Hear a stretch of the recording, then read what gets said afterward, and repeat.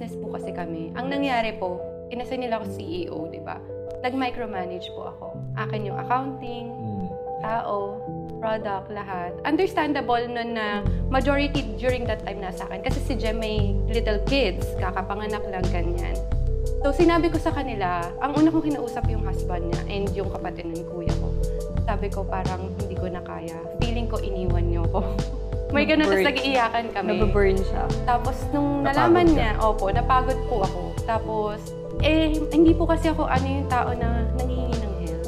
Hindi ako yung ganun. Parang, lumaki yung independent. So, thinking ko that time, there's no other way around. Hindi, dapat lang naman na umalis ka kasi napagod ka na eh, nahirapan ka na eh. Ganun po yung naging feeling ko na sabi nga niya before na bakit hindi mo sinabi, pwede naman nating Siguro yung personality ko lang. Kaya sabi ko, mali din yun sa part ko na parang bigla ko kayong iiwan yung ganun. Kasi